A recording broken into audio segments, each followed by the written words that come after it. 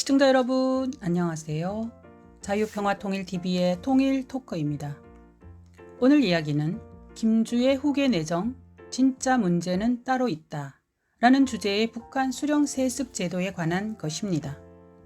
최근 국정원 발표를 계기로 북한 김주애가 4대 세습 권력의 후계자로 내정 단계에 들어섰다는 보도가 쏟아지고 있습니다.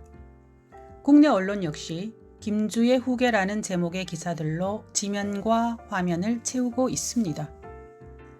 그러나 우리는 여기서 한 가지 질문을 던져야 합니다. 이 문제가 단순히 누가 후계자인가의 문제일까요? 아니면 그 후계를 가능하게 만드는 체제 자체의 문제일까요?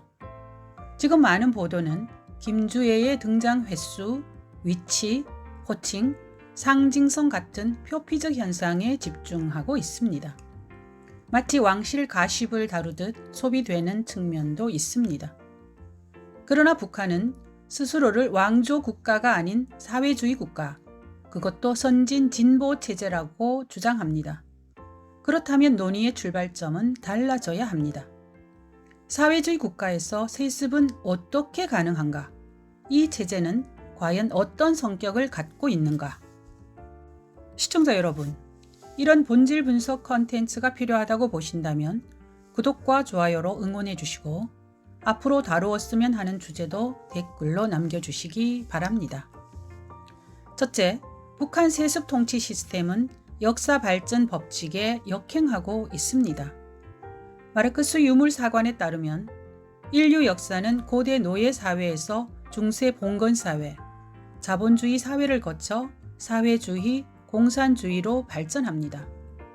북한 역시 이 역사 발전 법칙을 이론적 토대로 삼고 있습니다. 그런데 현실은 어떻습니까? 권력은 선거도 당내 경쟁도 아닌 혈통에 의해 세습됩니다. 왕 대신 수령이라는 명칭을 사용할 뿐 권력 승계 방식은 중세 군주제와 구조적으로 다르지 않습니다. 이는 사회주의 진보가 아니라 오히려 봉건 군주제로의 역사적 퇴행이라고 볼 수 있습니다.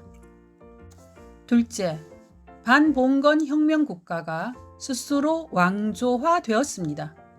북한은 조선 왕조를 봉건 착취 체제로 규정하며 부정해왔습니다.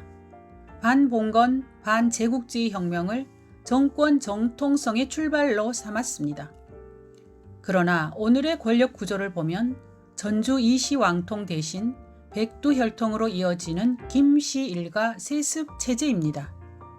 김일성, 김정일, 김정은, 그리고 김주애로 이어지는 권력 계보는 사회주의 공화국의 권력 승계라기보다 21세기형 왕조 국가의 혈통 계승 구조에 가깝습니다. 셋째, 인민이 없는 인민공화국이라는 점입니다. 북한 국호는 조선민주주의인민공화국입니다. 국가는 인민을 위해 존재한다는 의미를 담고 있습니다. 또한 수령들이 대를 이어가며 인민대중제일주의를 통치 이념으로 강조합니다. 그러나 현실의 인민은 권력의 주체가 아니라 통치의 객체입니다.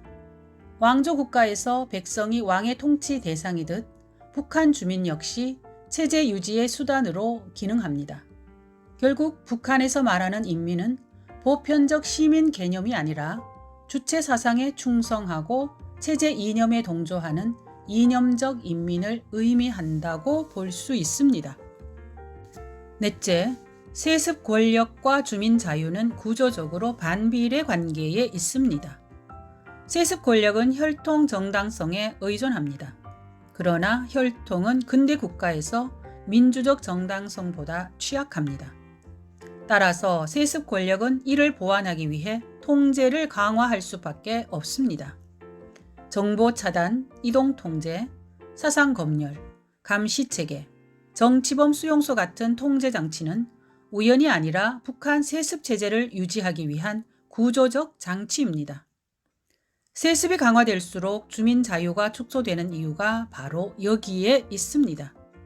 자유권은 본질적으로 절대 권력과 세습 권력을 견제하기 위해 역사 속에서 형성된 인류 보편적 권리이기 때문입니다. 우리는 이 문제를 단순히 북한 내부의 권력 승계 문제로만 볼 수 없습니다. 세습체제의 존속은 한반도 평화구조, 북한 인권 문제, 통일 이후 체제 통합 문제와 직결됩니다. 체제의 본질을 외면한 채 후계자 누구만 논하는 것은 문제의 핵심을 비껴가는 접근일 수 있습니다. 김주의 후계 가능성은 분명 중요한 뉴스입니다. 그러나 더 본질적인 질문은 이것입니다. 왜 4대 세습이 가능한가? 그 체제는 어떤 구조 위에 서 있는가? 세습 체제의 구조적 문제를 분석하고 그 실체를 직시하는 것.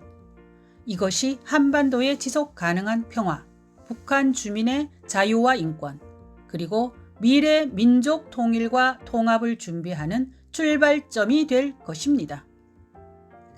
오늘 내용이 의미 있었다고 보신다면 구독과 좋아요, 알림 설정까지 부탁드립니다. 표피가 아닌 본질을 다루는 컨텐츠로 계속 찾아뵙겠습니다. 감사합니다. 지금까지 자유평화통일TV의 통일토커였습니다. 다음 영상에서 다시 뵙겠습니다.